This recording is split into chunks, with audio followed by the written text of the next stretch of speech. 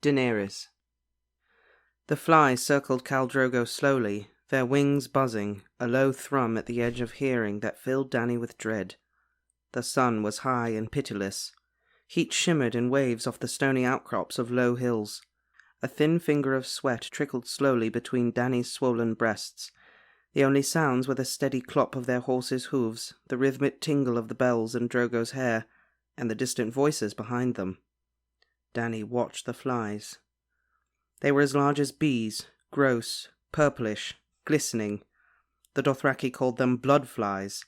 They lived in marshes and stagnant pools, sucked blood from man and horse alike, and laid their eggs in the dead and dying. Drogo hated them. Whenever one came near him, his hand would shoot out quick as a striking snake to close round it. She'd never seen him miss. He would hold the fly inside his huge fist long enough to hear its frantic buzzing. Then his fingers would tighten, and when he opened his hand again, the fly would only be a red smear on his palm. Now one crept across the rump of his stallion, and his horse gave an angry flick of its tail to brush it away. The others flitted about Drogo, closer and closer. The Khal did not react. His eyes were fixed on distant brown hills, the reins loose in his hands. Beneath his painted vest, a plaster of fig leaves and caked blue mud covered the wound on his breast. The herb women had made it for him. Mirri Maz Duur's poultice had itched and burned, and he'd torn it off 6 days ago, cursing her for a magi. The mud plaster was more soothing, and the herb women made him drink poppy wine as well. He'd been drinking it heavily these past 3 days.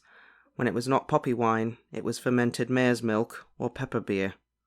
Yet he scarcely touched his food, and he thrashed and groaned in the night. Dany could see how drawn his face had become. Rhaego was restless in her belly, kicking like a stallion, yet even that did not stir Drogo's interest as it had. Every morning her eyes found fresh lines of pain on his face when he woke from his troubled sleep. And now the silence. It was making her afraid. Since they had mounted up at dawn, he'd not said a word. When she spoke, she got no answer but a grunt, and not even that much since midday. One of the blood flies landed on the bare skin of the Khal's shoulder. Another, circling, touched down on his neck and crept up towards his mouth. Khal Drogo swayed in the saddle, bells ringing, as his stallion kept onward at a steady walking pace. Dany pressed her heels into her silver and rode closer. "My lord," she said softly. "Drogo, my sun and stars." He did not seem to hear.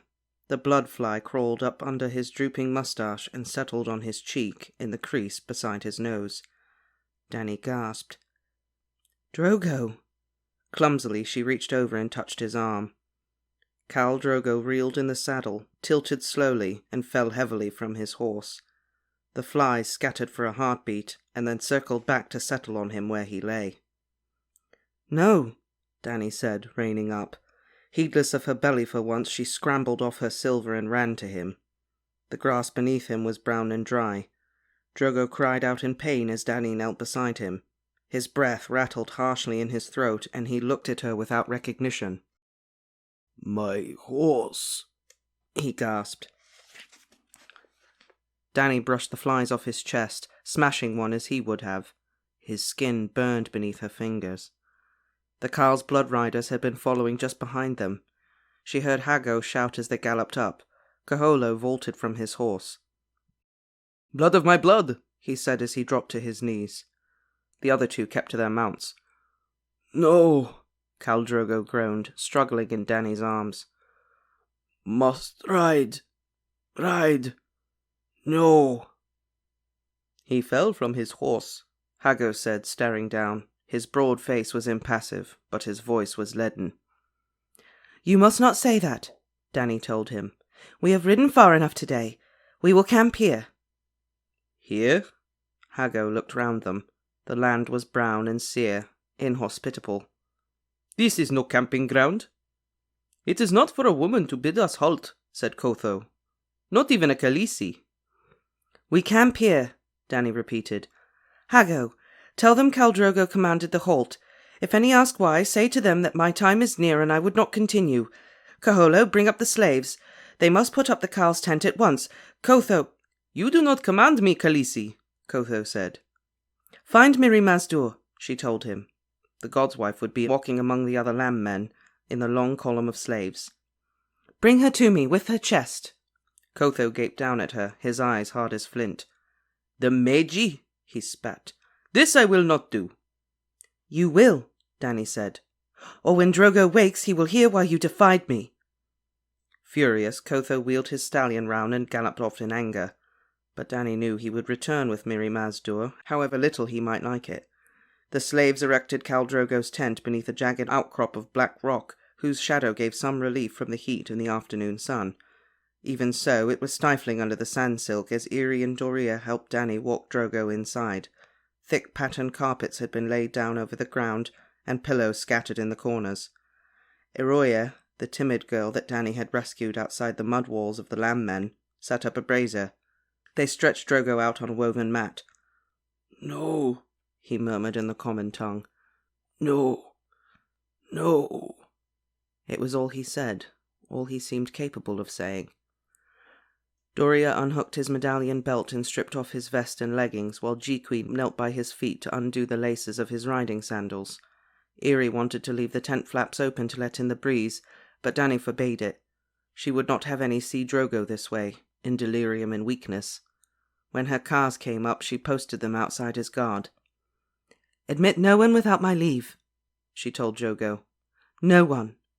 Eroya stared fearfully at Drogo where he lay. "He dies," she whispered. Dany slapped her. "The Khal cannot die. He is the father of the stallion who mounts the world. His hair has never been cut. He still wears the bells his father gave him." "Khaleesi," Jiqui said. "He fell from his horse." Trembling, her eyes suddenly full of tears, Dany turned away from them. He fell from his horse. It was so. She had seen it, and the blood riders, and no doubt her handmaids and the men of her cars as well. And how many more? They could not keep it secret, and Dany knew what that meant. A Khal who could not ride could not rule. And Drogo had fallen from his horse. "We must bathe him," she said stubbornly. She would not allow herself to despair. "Irri, have the tub brought at once. Doria, Eroya, find water, cool water. He's so hot." He was afire in human skin. The slaves brought up the heavy copper tub in the corner of the tent. When Doria brought the first jar of water, Dany wet a length of silk to lay across Drogo's brow, over the burning skin. His eyes looked at her, but he did not see. When his lips opened, no words escaped them, only a moan. "Where is Mirri Maz Dur?" she demanded, her patience rubbed raw with fear. "Cotho will find her," Irri said. Her handmaids filled the tub with tepid water that stank of sulphur, sweetening it with jars of bitter oil and handfuls of crushed mint leaves. While the bath was being prepared, Dany knelt awkwardly beside her lord husband, her belly great with their child within. She undid his braid with anxious fingers, as she had on the night he'd taken her for the first time, beneath the stars. His bells she laid aside carefully, one by one. He would want them again when he was well, she told herself. A breath of air entered the tent as Argo poked his head through the silk. "Khaleesi," he said, "the Andal is come, and begs leave to enter." The Andal was what the Dothraki called Ser Jorah. "Yes," she said, rising clumsily. "Send him in." She trusted the knight. He would know what to do if anyone did. Ser Jorah Mormont ducked through the door flap and waited for a moment for his eyes to adjust to the dimness. In the fierce heat of the south he wore loose trousers of mottled sand silk and open-toed riding sandals that laced up to his knee. His scabbard hung from a twisted horsehair belt. Under a bleached white vest he was bare-chested, skin reddened by the sun. "Talk goes from mouth to ear all over the Khalasar," he said. "It is said Khal Drogo fell from his horse." "Help him," Dany pleaded. "For the love you say you bear me, help him now." The knight knelt beside her. He looked at Drogo long and hard, and then at Dany. "Send your maids away." Wordlessly, her throat tight with fear, Dany made a gesture. Irri herded the other girls from the tent. When they were alone, Ser Jorah drew his dagger. Deftly, with a delicacy surprising in such a big man, he began to scrape away the black leaves and dried blue mud from Drogo's chest. The plaster had caked hard as the mud walls of the lamb men, and like those walls it cracked easily. Ser Jorah broke the dry mud with his knife, pried the chunks from the flesh, peeled off the leaves one by one. A foul, sweet smell rose from the wound, so thick it almost choked her. The leaves were crusted with blood and pus, and Drogo's breast black and glistening with corruption. "No," Dany whispered as tears ran down her cheeks. "No, please, gods, hear me. No." Khal Drogo thrashed, fighting some unseen enemy. Black blood ran slow and thick from his open wound. "Your Khal is as good as dead, Princess." "No, he can't die. He mustn't. It was only a cut." Dany took his large calloused hand in her own small ones and held it tight between them. "I will not let him die." Ser Jorah gave a bitter laugh. "Khaleesi, your queen, that command is beyond your power. Save your tears, child. Weep for him tomorrow or a year from now. We do not have time for grief. We must go, and quickly, before he dies." Dany was lost. "Go? Where should we go?" "Ashai, I would say. It lies far to the south at the end of the known world, yet men say it is a great port. We will find a ship to take us back to Pentos. It'll be a hard journey, make no mistake. Do you trust your Khals? Will they come with us?" "Khal Drogo commanded them to keep me safe," Dany replied uncertainly. "But if he dies—" She touched the swell of her belly. "I don't understand. Why would we flee? I am Khaleesi. I carry Drogo's heir. He will be Khal after Drogo." Ser Jorah frowned. "Princess, hear me. The Dothraki will not follow a suckling babe. Drogo's strength was what they bowed to, and only that. When he is gone, Jacko and Pono and the other Khos will fight for his place, and this Khalasar will devour itself. The winner will want no more rivals. The boy will be taken from your breast the moment he is born. They will give him to the dogs." Dany hugged herself. "But why?" she cried plaintively. "Why should they kill a little baby?" "He is Drogo's son, and the crones say he will be the stallion who mounts the world. It was prophesied. Better to kill the child than risk his fury when he grows to manhood." The child kicked inside her as if he'd heard. Dany remembered the story Viserys had told her, of what the usurper's dogs had done to Rhaegar's children. His son had been a babe as well, yet they'd ripped him from his mother's breast and dashed his head against a wall. That was the way of men. "They must not hurt my son," she cried. "I will order my Khals to keep him safe, and Drogo's blood riders will—" Ser Jorah held her by the shoulders. "A blood rider dies with his Khal. You know that, child. They will take you to Vaes Dothrak to the crones. That is the last duty they owe him in life. And when it is done, they will join Drogo in the Nightlands."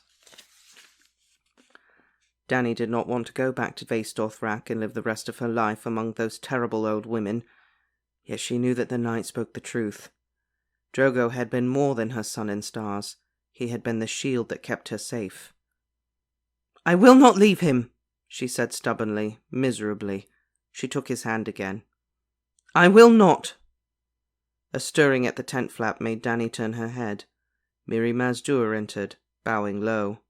Days on the march trailing behind the Khalasar had left her limping and haggard, with blistered and bleeding feet and hollows under her eyes. Behind her came Kotho and Hago carrying the godswife's chest between them. When the blood riders caught sight of Drogo's wound, the chest slipped from Hago's fingers and crashed to the floor of the tent, and Kotho swore an oath so foul it seared the air. Mirri Maz Duur studied Drogo, her face still and dead. "The wound has festered." "This is your work, Meji," Kotho said. Hago laid his fist across Mirri's cheek with a meaty smack that drove her to the ground. Then he kicked her where she lay. "Stop it!" Dany screamed. Kotho pulled Hago away, saying, "Kicks are too merciful for a Meji. Take her outside. We will stake her to the earth to be the mount of every passing man, and when they are done with her, the dogs will use her as well. Weasels will tear out her entrails, and carrion crows feast upon her eyes. The flies off the river shall lay their eggs in her womb and drink pus from the ruins of her breasts." He dug iron-hard fingers into the soft, wobbly flesh under the god's wife's arm and hauled her to her feet. "No," Dany said. "I will not have her harmed." Kotho's lips skinned back from his crooked brown teeth in a terrible mockery of a smile. "No? You say me no? Better you should pray that we don't stake you outside beside your Meiji. You did this, as much as the other." Ser Jorah stepped between them, loosening his longsword in its scabbard. "Rein in your tongue, Blood Rider. The princess is still your Khaleesi." "Only while the blood of my blood lives," Kotho told the knight. "When he dies, she is nothing." Dany felt a tightness inside her. "Before I was Khaleesi, I was the blood of the dragon. Ser Jorah, summon my cars." "No," said Kotho. "We will go. For now. Khaleesi." Hago followed him from the tent, scowling. "That one means you no good, princess," Mormont said. "The Dothraki say a man and his blood riders share one life, and Kotho sees it ending. A dead man is beyond fear." "No one has died," Dany said. "Ser Jorah, I may have need of your blade. Best go don your armour." She was more frightened than she dared to admit, even to herself. The knight bowed. "As you say." He strode from the tent. Dany turned back to Mirri Maz Dur. The woman's eyes were wary. "So you have saved me once more." "And now you must save him," Dany said. "Please." "You do not ask a slave," Mirri replied sharply. "You tell her." She went to Drogo, burning on his mat, and gazed long at his wound. "Ask or tell, it makes no matter. He is beyond a healer's skills." The Carl's eyes were closed. She opened one with his fingers. "He has been dulling the hurt with the milk of the puppy." "Yes," Dany admitted. "I made him a poultice of firepod and sting-me-not and bound it in a lambskin." "It burned," he said. "He tore it off. The herb women made him a new one, wet and soothing." "It burned, yes. There is great healing magic in fire. Even your hairless men know that." "Make him another poultice," Dany begged. "This time I will make certain he wears it." "The time is past for that, my lady," Mirri said. "All I can do now is ease the dark road before him, so he might ride painless into the Nightlands. He will be gone by morning." Her words were a knife through Dany's breast. What had she ever done to make the gods so cruel? She had finally found a safe place, had finally tasted love and hope. She was finally going home. And now to lose it all. "No," she pleaded. "Save him and I will free you, I swear it. You must know a way. Some magic, some—" Mirri Maz Dur sat back on her heels and studied Daenerys through eyes as black as night. "There is a spell," she said. Her voice was quiet, scarcely more than a whisper. "But it is hard, lady, and dark. Some would say that death is cleaner. I learned the way in Ashai and paid dear for that lesson. My teacher was a blood mage from the Shadowlands." Dany went cold all over. "Then you truly are a mage, "Am I?" Mirri Maz Dur smiled. "Only a magi can save your rider now, Silver Lady." "Is there no other way?" "No other." Khal Drogo gave a shuddering gasp. "Do it," Dany blurted. She must not be afraid. She was the blood of the dragon. "Save him." "There is a price," the god's wife warned her. "You'll have gold, horses, whatever you like." "It is not a matter of gold or horses. This is blood magic, lady. Only death may pay for life." "Death?" Dany wrapped her arms round herself protectively, rocked back and forth on her heels. "My death?" She told herself she would die for him if she must. She was the blood of the dragon. She would not be afraid. Her brother Rhaegar had died for the woman he loved. "No," Mirri Maz Dur promised. "Not your death, Khaleesi." Dany trembled with relief. "Do it." The Magi nodded solemnly. "As you speak, so it shall be done. Call your servants." Khal Drogo writhed feebly as Rakharo and Quoro lowered him into the bath. "No," he muttered. "no, must ride." Once in the water, all the strength seemed to leak out of him. "Bring his horse," Mirri Maz Duur commanded, and so it was done. Drogo led the great red stallion into the tent. When the animal had caught the scent of death, he screamed and reared, rolling his eyes. It took 3 men to subdue him. "What do you mean to do?" Dany asked her. "We need the blood," Mirri answered. "That is the way."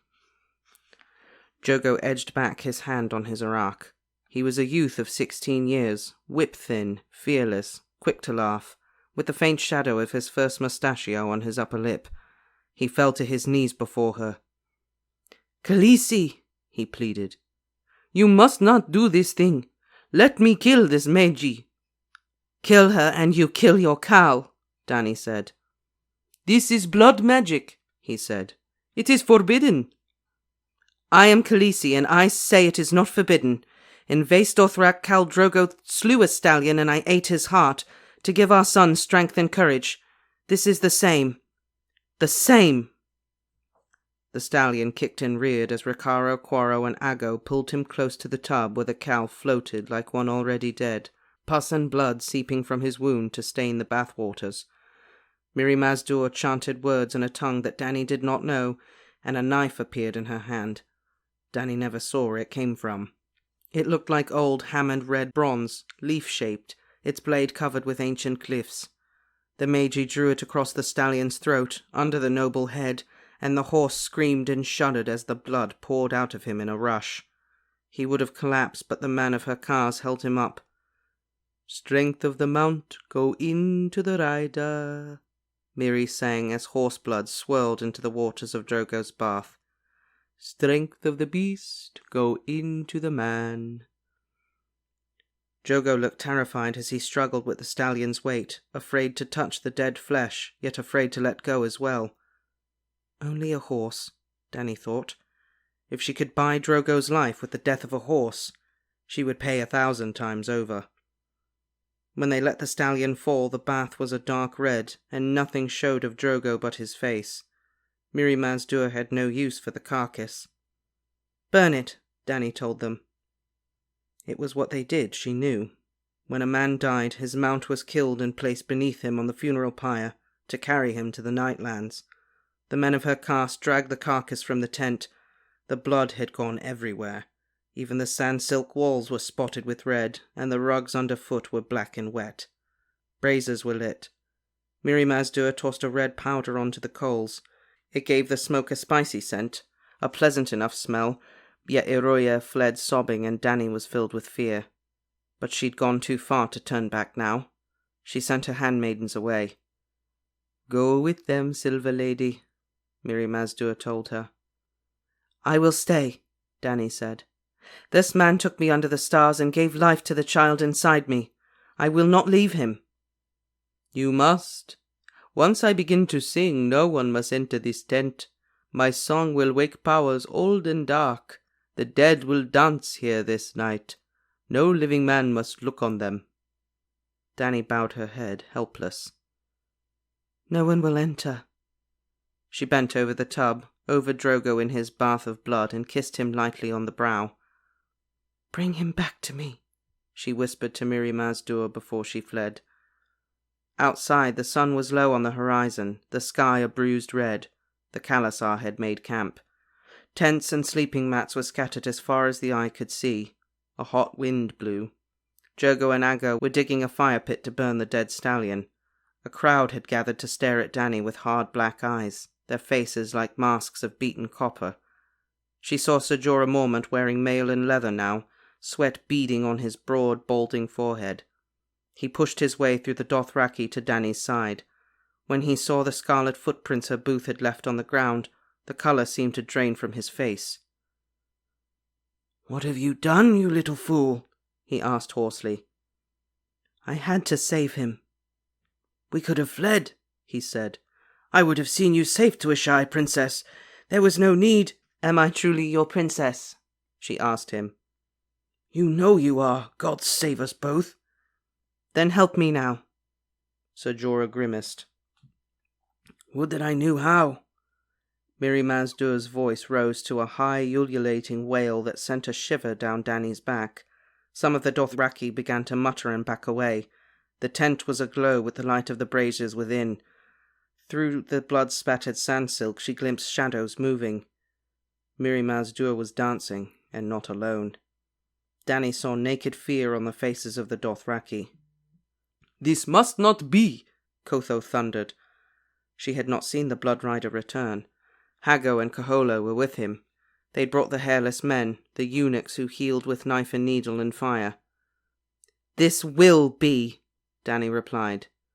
Meiji! Hago growled, and old Kaholo who had bound his life to Drogo's on the day of his birth, Kaholo who'd always been kind to her.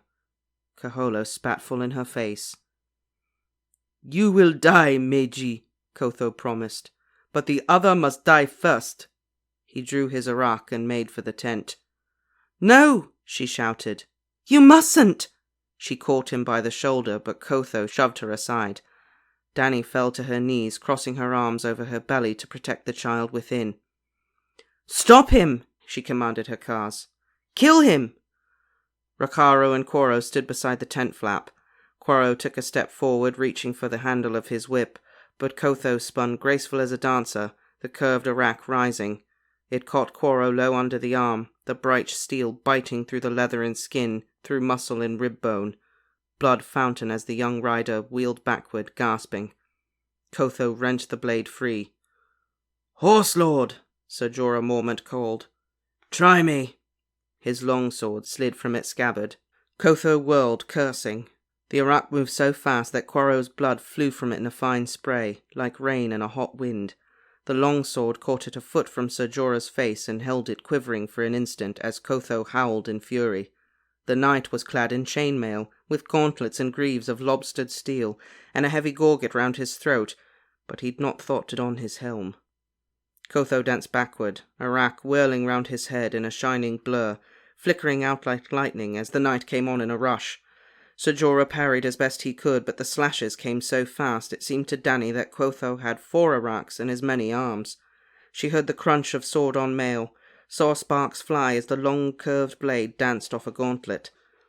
Suddenly it was Mormont stumbling backward and Kotho leaping to the attack. The left side of the knight's face ran red with blood, and a cut to the hip opened a gash in his mail and left him limping. Kotho screamed taunts at him, called him a craven, a milkman, a eunuch in an iron suit.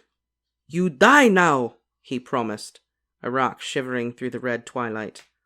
Inside Dany's womb, her son kicked wildly. The curved blade slipped past the straight one and bit deep into the knight's hip where the mail gaped open. Mormont grunted, stumbled. Dany felt a sharp pain in her belly, a wetness on her thighs. Kotho shrieked triumph, but his arak had found bone, and for half a heartbeat it caught. It was enough. Ser Jorah brought his longsword down with all the strength left him, through flesh and muscle and bone, and Kotho's forearm dangled loose, flopping on a thin cord of skin and sinew. The knight's next cut was at the Dothraki's ear, so savage that Kotho's face seemed almost to explode. The Dothraki were shouting, Mirri Maz Duur wailing inside the tent like nothing human, Quoro pleading for water as he died. Dany cried out for help, but no one heard. Rakharo was fighting Hago, arak dancing with arak, until Drogo's whip cracked loud as thunder, the lash coiling around Hago's throat. A yank and the Blood Rider stumbled forward, losing his feet and his sword. Rakharo sprang forward, howling, swinging his arak down with both hands through the top of Hago's head. The point caught between his eyes, red and quivering. Someone threw a stone, and when Dany looked, her shoulder was torn and bloody. "No," she wept. "No, please stop. It's too high. The price is too high." More stones came flying. She tried to crawl toward the tent, but Kaholo caught her. Fingers in her hair, he pulled her head back, and she felt the cold touch of his knife at her throat. "My baby!" she screamed, and perhaps the gods heard, for as quick as that Kaholo was dead. Ago's arrow took him under the arm to pierce his lungs and heart. When at last Daenerys found the strength to raise her head, she saw the crowd dispersing, the Dothraki stealing silently back to their tents and sleeping mats. Some were saddling horses and riding off. The sun had set. Fires burned throughout the Khalasar, great orange blazes that crackled with fury and spit embers at the sky. She tried to rise, and agony seized her and squeezed her like a giant's fist. The breath went out of her. It was all she could do to gasp. The sound of Mirri Maz Duur's voice was like a funeral dirge. Inside the tent the shadows whirled. An arm went under her waist, and then Ser Jorah was lifting her off her feet. His face was sticky with blood, and Dany saw that half his ear was gone. She convulsed in his arms as the pain took her again, and heard the knight shouting after her handmaids to help him. Are they all so afraid? She knew the answer. Another pain grasped her, and Dany bit back a scream. It felt as if her son had a knife in each hand, as if he were hacking at her to cut his way out. Doria, curse you! Ser Jorah roared. Come here! Fetch the birthing women! They will not come. They say she is accursed. They'll come or I'll have their heads. Doria wept. They are gone, my lord. The Magi, someone else said. Was that Argo? Take her to the Magi. No, Dany wanted to say. No, not that. You mustn't. But when she opened her mouth, a long wail of pain escaped and the sweat broke over her skin. What was wrong with them? Couldn't they see? Inside the tent the shapes were dancing, circling the brazier and the bloody bath, dark against the sand silk, and some did not look human. She glimpsed the shadow of a great wolf, and another like a man wreathed in flames. The lamb woman knows the secrets of the birthing bed, Irri said. She said so. I heard her. Yes, Doria agreed. I heard her too. No, she shouted. Or perhaps she only thought it, for no whisper of sound escaped her lips. She was being carried, her eyes open to gaze up at a flat, dead sky, black and bleak and starless. Please, no. The sound of Mirri Maz Duur's voice grew louder until it filled the world. The shapes, she screamed. The dancers. Ser Jorah carried her inside the tent. So, I think Drogo's having a bad day. I think everyone's having a bad day. Except the spirits. I mean, they get to come out and party. Yeah, there was a lot of spiritual dancing. Dany's just like diving head first into blood magic. Let's just do it. Blood magic. Yeah, this seems like a good idea. Especially since you're asking this lady to help the person who destroyed her village and probably killed the rest of her family. Yes. Not like a week ago. Please save his life. Please save his life. I know he destroyed everything you ever loved. I will free you. Well, you know, I wouldn't have to be freed if you didn't come around. Yeah. Dany is losing it, though. She's losing it. And Jorah is sitting there like, we should just leave. We should just go. Just run away. Just leave. It'll be fine. Right? Jorah was the voice of reason. I feel like he actually was. He had the best idea. Let's just leave. It'll be fine. We'll go to a shy. It'll be cool. We'll get a boat back to Bravos. Not Marine. Bravos. Yeah. A Marine stuck in my head for some reason. And she's like, no, I'm gonna stay here and do blood magic instead. Yeah. I can't let my sun and stars die. I think there's a little bit of Stockholm Syndrome going on with Dany. Yeah, well, would you call it Stockholm Syndrome? She wasn't really kidnapped. It's but not she like didn't have a choice either. Yeah. She didn't really have a choice. Plus, she's 14. She doesn't have a choice. Yeah. But then I guess you could say, like, Catelyn suffering from Stockholm Syndrome. Because she was married off to Eddard when she was, like, 12 or 13. I don't know as I would say it was be Stockholm Syndrome in Catelyn's situation in the same way that Dany and Drogo, in the sense that, as far as we know, Ned never took advantage of her. Ned never treated her like property in the same way that Drogo did. Like, Drogo would just... No, but I think that's a clash of cultures. Like, Eddard grew up in a culture where, I'm sure his dad taught him how he was supposed to treat a lady. In Drogo's culture, that's how you treat a lady. Like, he was working off of his beliefs that he knew growing up, and he couldn't communicate with her at first. And after they started communicating, you see there is much more of a understanding. I'm not saying it was 100% Stockholm Syndrome. I just think there's a little bit of an element to that. Like, do I think she loves him to a certain extent? Yes, but I also think she understands very much how valuable he is to her as the only source of protection that she has. Oh, yeah, I think she's definitely coming to that conclusion now. Like, especially after, which Blood Rider was it? She's not getting along with a lot of Drogo's Blood Riders. Yeah. He fell Khaleesi. Yeah. A cow who cannot ride, cannot lead. Whereas somebody, say, like Catelyn or Lysa or Cersei would be able to run home. Yeah. And her brothers would protect her, her father, or her family. Like, Dany doesn't have anyone. Well, yeah. So, literally, Drogo is her only source of protection. Well, yeah, I'm saying if circumstances were different, I think she still would have fallen in love with Drogo. Yeah. Yeah, he did learn. He was trying to learn the common tongue. He was. He has, like, gone against a lot of the Dothraki teachings in favor of her. Is it because of her, though, or is it because she is carrying the stallion who will... Yeah, she's the mother of the prophetic child. And do you think maybe that's a hard one, because I think he would side with her on a lot of the stuff, but I don't think she could have gone away with a lot of what she did. But I still think he would have kind of leaned towards her side in most situations. Also, like the whole slave thing.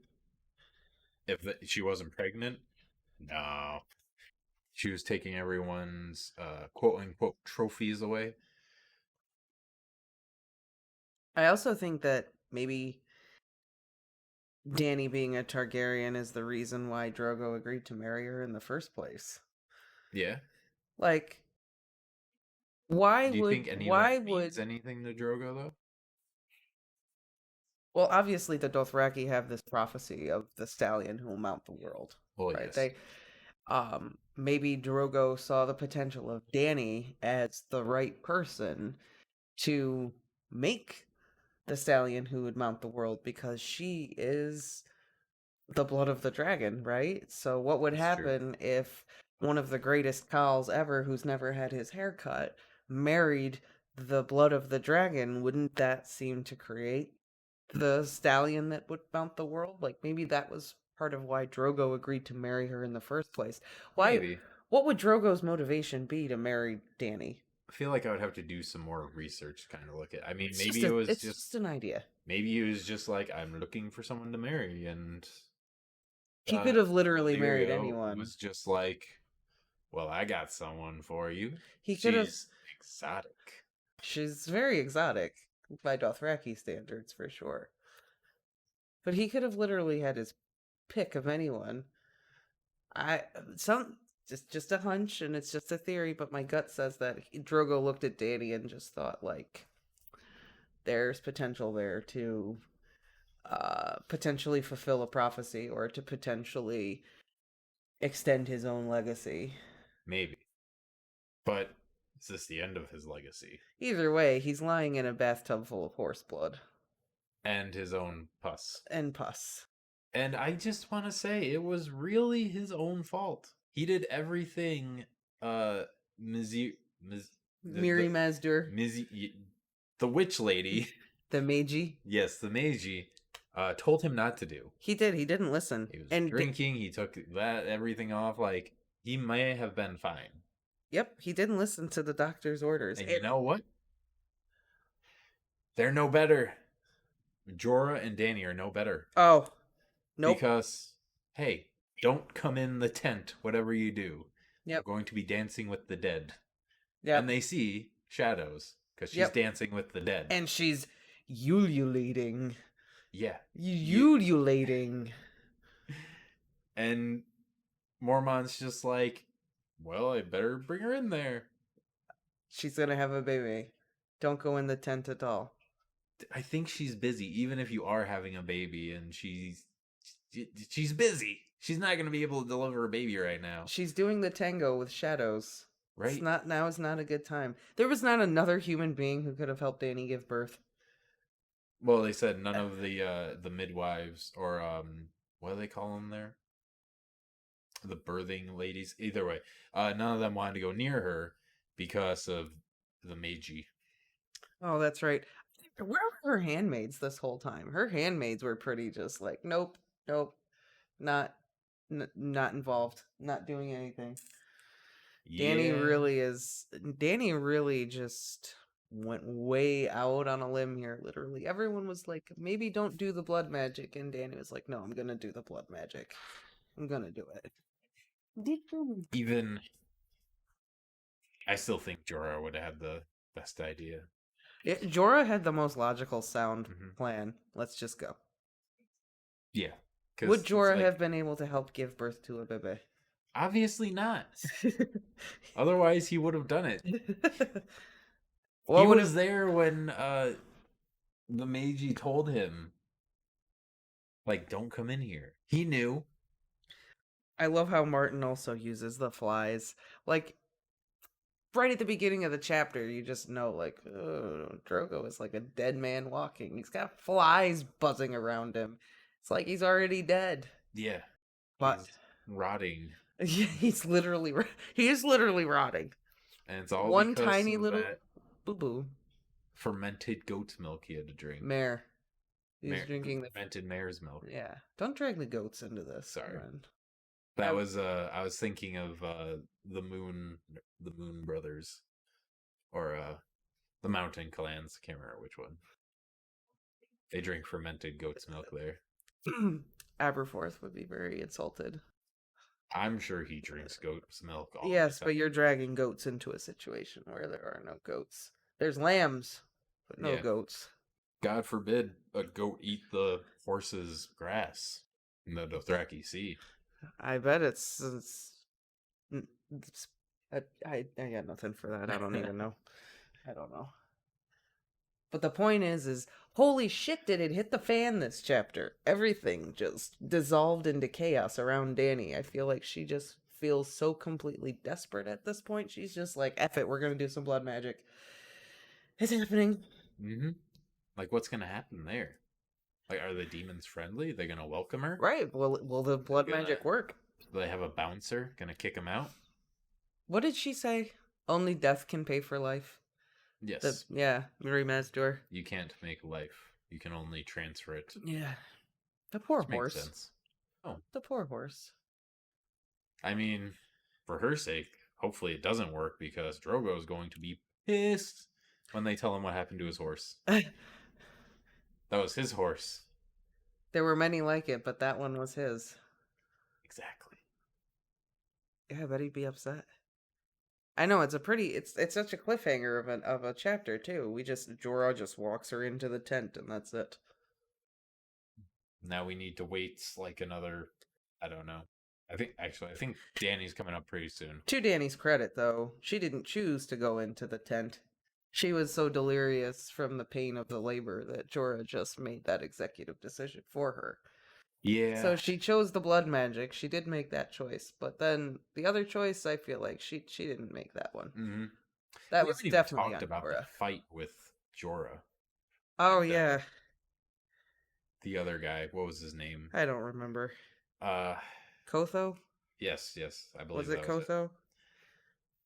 And yeah, Jorah he barely won that fight.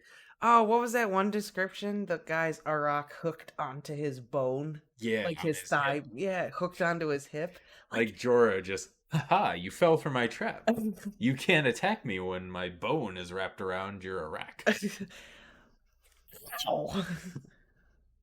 Martin just throws it in there like, the man would have won the battle, but his weapon got hooked on Jorah's bone. His bone! And so Jorah wins. Fatality. Jesus! God!